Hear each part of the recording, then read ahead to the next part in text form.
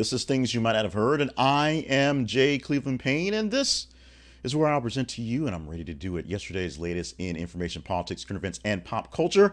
This is your go-to supplemental source for both mainstream and unconventional news stories that some you may have missed, some may have been right there in front of you, and a little extra added context to all. This one popped up late in the evening and turned into a very big thing. If you're watching the video, we're going to talk about Diddy and the fact that he's now being sued for a long-standing charge based on the fact that there is still this statute on the books where people can go back in time suing people for sexual assault. We'll talk about Cassie and all that coming up very soon into the process, but 7 other stories to get to as well. Now, you helped us pick out this story, and we'll tell you how that works out, the vetting process after the headlines, and a little fun stuff at the end. So stay tuned, because the fun stuff is always worth it. We want to remind you that our website home is conversationproject.com. We'll remind you a few times inside of this program, but find out more details about what we do every single day there, so it makes the chatter a little less and more of the meat and potatoes getting into things. So let's do some meat and potatoes. Today happens to be Friday, November 17th, 2023. Let's get into the news stories, the headlines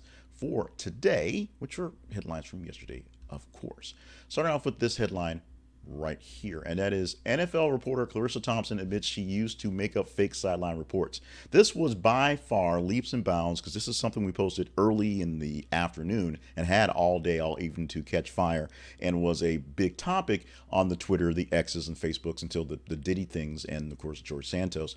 Charissa Thompson, one NFL sideline reporter who's famous for being famous, essentially did some admissions that sometimes the things she says on the sidelines inside of the things aren't exactly what is true, or not exactly the fact as per what they're getting from the sideline reporting from the coaches. Now, she says she's done it in the past, earlier on in her career, a lot more than others, mostly to get things done and to not throw coaches under the bus while live on TV. So it wasn't necessarily she was just making stuff up to make things up. She was trying to say things to make the coach not look as bad as they did, especially in bad games. But sometimes when you're in a rush to get something out there and to keep things going, you pull a stat that isn't quite a stat, or you make up a thing to make up a thing to keep things going, keep the show moving, more or less improv in the show.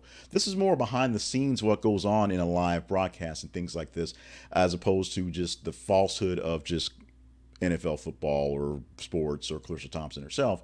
But this is one thing that she had to admit that she has done in the past, more in the past than now, but something she's admitted to.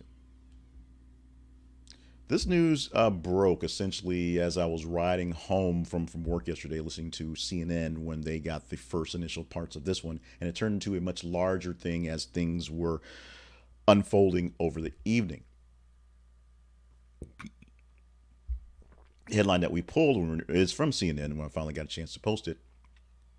Diddy Combs accused of rape and abuse in lawsuit filed by former girlfriend Cassie Ventura.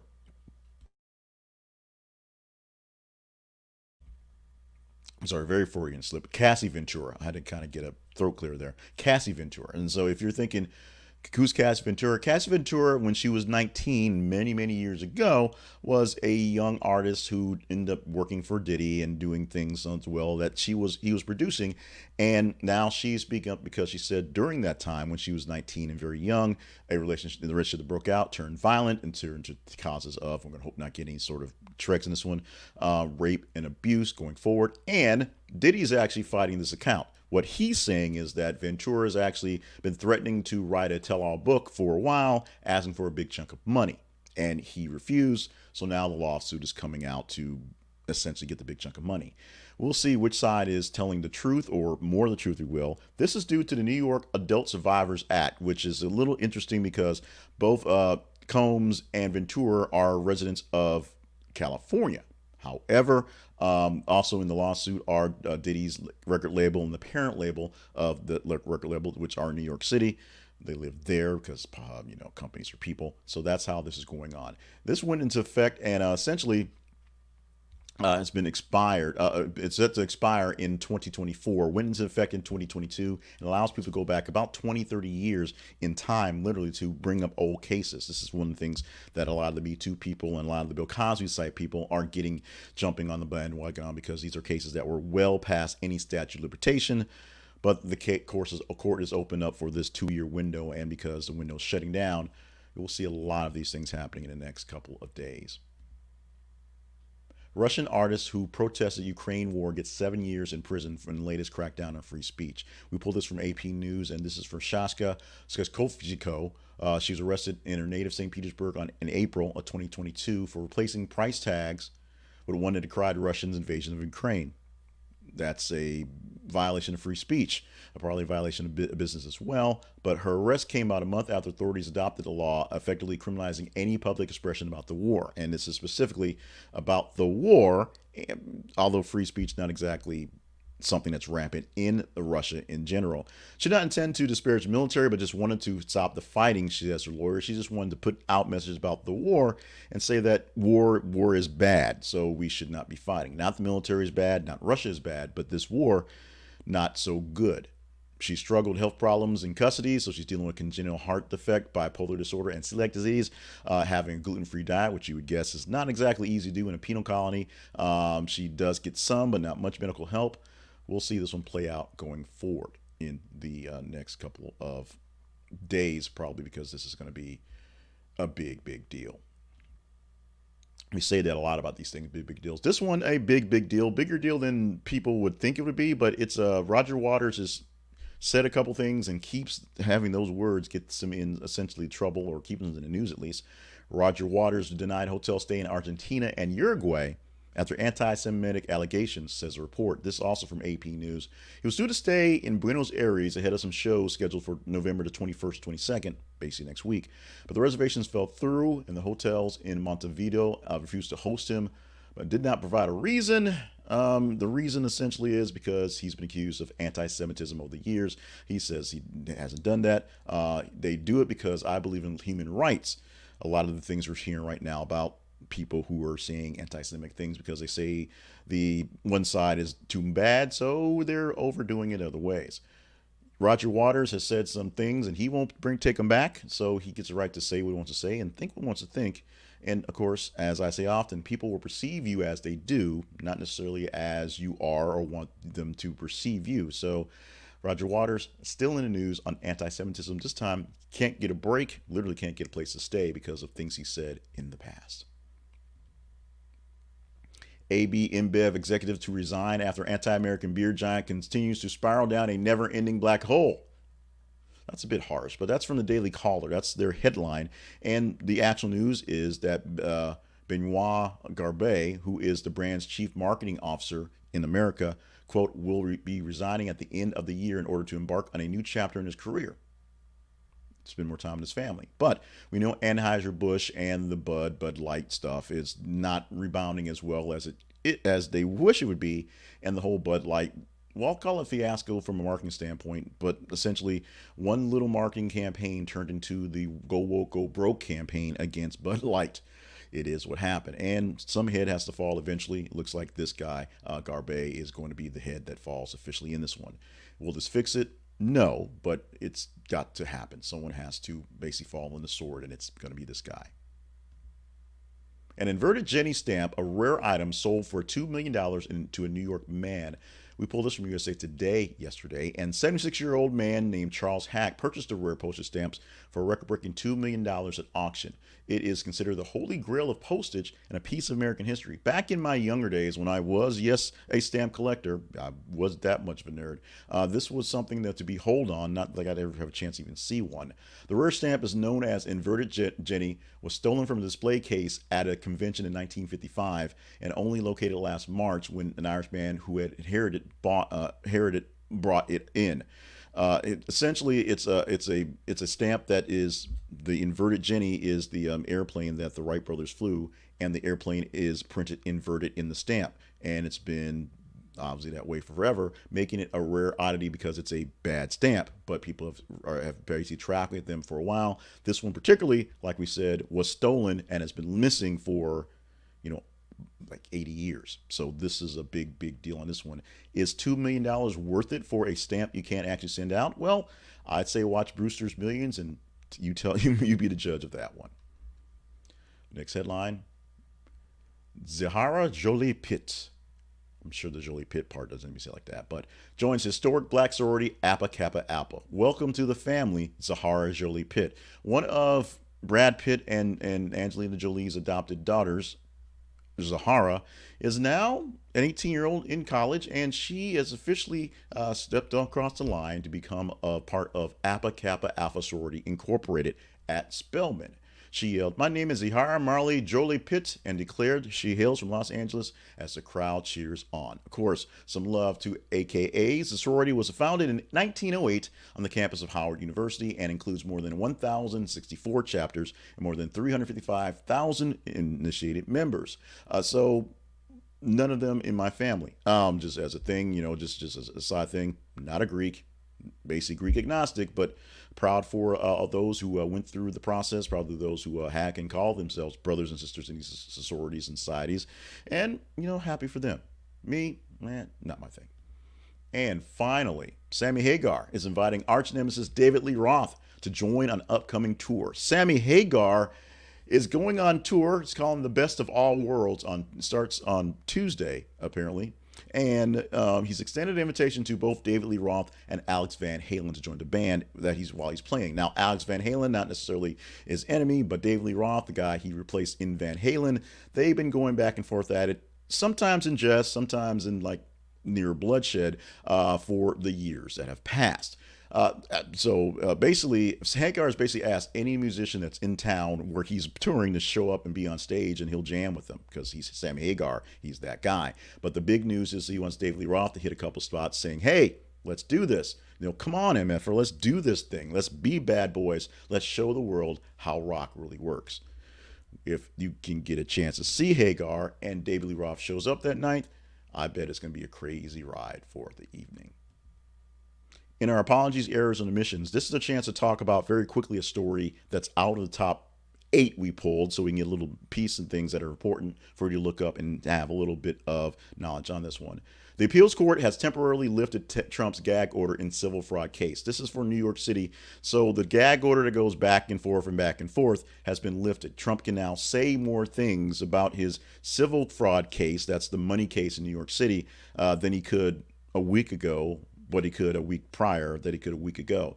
This is because every time he says something, it's basically bashing someone who has something to do with the court case.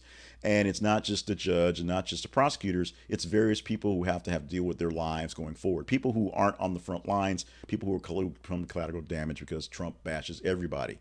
We've seen this in many other cases. And basically, anytime he throws a name out at somebody else, people do the bad things where, you don't know why they make threatening phone calls, but all of a sudden they get brave enough to call you and say they're going to kill you because some famous person who can defend themselves are being defended by people who really are scum.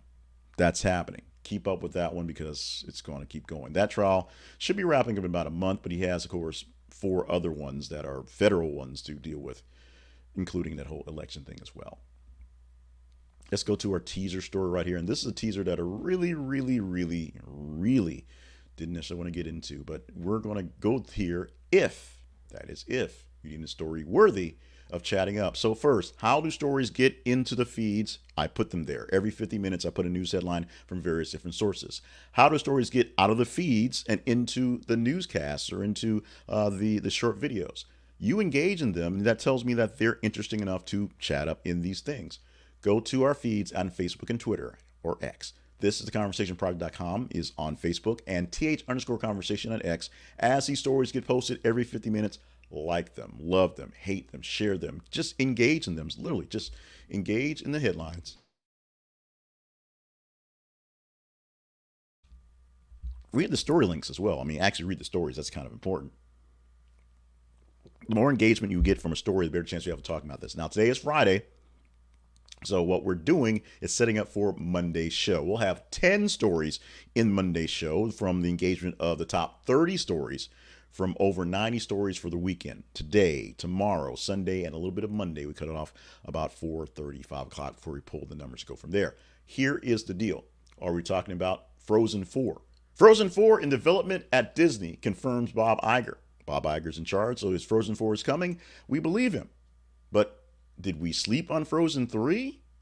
If you want to chat this one up, engage in this story and we'll go to that. We're not even going to jump into that one. So if you want to talk about it, let me know. Make this a top 30 story for the weekend, and we will definitely talk about Frozen's 1, 2, that third one that actually didn't happen yet, and the fourth one that's coming, because Disney doesn't need more Marvel, more Star Wars. They need more Elsa and Anna, and a little Olaf as well, apparently.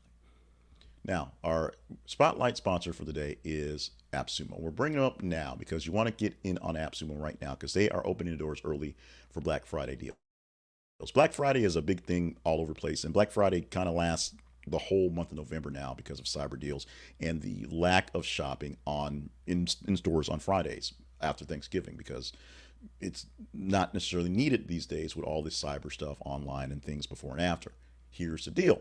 AppSumo is a place where you can get great deals on software for your business, for your productivity, for your life. And AppSumo has great deals on Black Friday, cutting things down even more. What you get from AppSumo is, oddly enough, deals that last literally forever. You can buy on AppSumo many deals from many software packages that are lifetime deals. I use many of these things that I bought in the last decade or so, because it's been around about 10 years, that I'm still using today because I paid one price and they're still out there doing the thing. And that's what AppSumo was all about.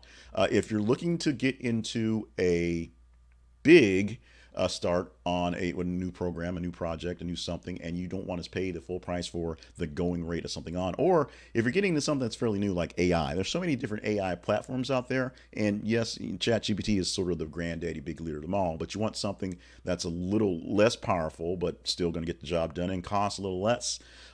There's plenty of various AI editors, AI proofreaders, AI things, AI picture things out there going forward. I'm looking for this season to buy a new package to replace the one I used before. I'm not going to call them about name because they've been great, but the price has gone up and some of the offerings have not been so great. So I can get something hopefully a little bit better, a little bit easier to use, and a whole lot cheaper, maybe with a lifetime deal from AppSumo. So I'm looking for things that will give me some audio and some video things and some pictures, all those things like that. I'm looking through AppSumo to see if they can take care of me, because now's the time to jump to someone else. They always have some. We'll see if the right one's there for me right now. You can see for yourself, and right now Black Friday deals are also there, so check it out. Go to our link. This is theconversationproject.com/AppSumo. This is theconversationproject.com/AppSumo, and get the link because we get a bit of commission from there. Tell Uncle Noah that Jay said hi. We love what they produce, and you'll love them too, and they'll probably start pulling from your bank account fairly often once you find you love so much AppSumo. The Conversation Project lives at this is theconversationproject.com online. Find us for us. Our feeds on Facebook and Twitter. We have things on that. The links to work we found in both video and audio and newsletter form everywhere on the internets. And of course, email us at theconversationinbox@gmail.com. Let me know what big things I should do or small things I should do to tweak what we're having to produce for you in these things here. Of course, starting on sometime early tomorrow, we'll work on the weekend shows because it's the weekend. We'll give you the weekly wrap up, the top 10 stories of the week, pure numbers. I don't get the chance to pick and choose any of the vetting. It's vetted by you straight up by what your engagement numbers are. So it's exactly what you said you want to talk about. And ironically, exactly what you don't say you want to talk about with the almost relevant story of the week and the story of the story of the week podcast as well with that one. Go to our website. Check us out. See, learn about all the things going there. Also, visit our sponsors and partnerships page and see if there's ways that we can group up to work together on those ways as well. Let's get things wrapped up with the fun stuff for today. Today is, as I said, actually it is the 17th of November, and this is not the right slide. So I'm going to tell you, I'm going to go to the next slide, but I'm still going to tell you our big celebrations for the day because they're awesome. We are going to celebrate our love for RuPaul, who's 63 years old today. Actually, we're going to also celebrate Daisy Fuentes. We're going to go with Daisy Fuentes anyway, 57 years old, because the greatest thing she ever did, on top of just being an awesome MTV VJ, was, marrying Richard Marx, which, of course, made him pretty happy and did great things for him. But RuPaul was going to be our big thing. She's actually in the teasers because we're out of letters when we put Sean, Diddy Combs, and Charissa Thompson. So we had to make some sort of, so RuPaul had to cut there. Since we're doing all three, let's give Rachel McAdams her love as well on 45 years on today. Today's big history lesson is the fact that on this day in 2004, Kmart announced it was buying Sears and Roebuck Company for $11 billion. Kmart, which was failing, Sears, which was really failing, Kmart bought out Sears to make it a large conglomerate. The whole thing was dead 5 years later. I bought a bunch of Kmart stock because of that, or actually I bought some Sears stock.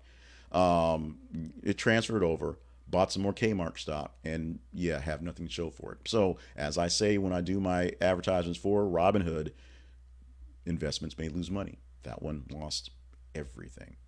Also, today we're going to celebrate Baklava Day, and no one really knows where it comes from. Many believe it's Turkish in origin, and Central Asian nations came up with it because basically Turkish and Greeks and folks in those areas essentially pull it. The Greeks are very big into baklava, but the first time the word appeared in English was 1650, the word baklava itself. And so it's traveled the world quite some times. A sweet and flaky pastry with layers of texture of flavor created between sheets of phyllo pastry filled with chopped nuts and drizzled with syrup and honey. Baklava, very awesome. Baklava, oddly enough, makes me think of my good friend Gary, who I used to work with in radio. It's a great story. You can read about it in something I've done or something consumer, because it's a person that we lost that I worked with that I was very close to. Even if he wanted to not be close to anybody, he was kind of that guy. But baklava makes me think of that. And today is a great day to find some baklava, authentic or store-bought, whatever. It's yummy. It's tasty. It's great. We're done.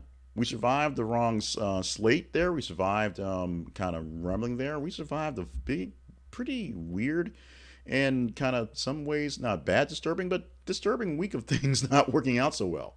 Guess what? Sometimes the disaster is what makes you find out exactly who you are, and we found out that we could persevere through a lot of things. Thank you so much for helping us, be with us for all the things we persevere through, including a lot of weird sort of burping and a lot of weird sounds and noises, and sometimes the equipment not working this week. Thank you for that. Thank you for stopping by the feeds and giving me the words to talk about, because I can't pick the stories unless you pick them first. Thank you for stopping by and being a partner, for helping us get things done in the background as well. And just thank you for stopping by wherever you were, however you were. I did a short YouTube short the other day that was up and down real quick because I didn't expect it to pick up attention. We hit over 200,000 views on YouTube, and we have over 800 subscribers. So we are so glad for all you folks who follow on YouTube and help us out there. We need more. So I've not asked this in a while, but share the videos, share the links, share the love, so we can get a bit more bigger. If I can get this thing to a point where it takes better care of itself, and then of course takes better care of, my daughter and her braces, we can do more of these things. Let's see what we can do on those ends there. We're going to start bringing it up as, should be wrapping up on this Friday. Bring up more ways that you can help out and keep things going, because this program, this project, survived a tornado, survived kidney failure, survived near death this year. And so if it can survive all those things, we should probably do a better job of trying to make it survive. And hopefully you can help me out with that. I'm going to wrap this up right now saying stay limber, stay hydrated, stay on task for all the grand things you're here to do, not just facilitating this thing here and me, but just to be there for all the folks that know and love you out there as well. Love you, mean it. We're going to do this again. Tomorrow, we'll see the weekly wrap up and the story of the week. And come Monday, 10 stories from the weekend in things you might not have heard.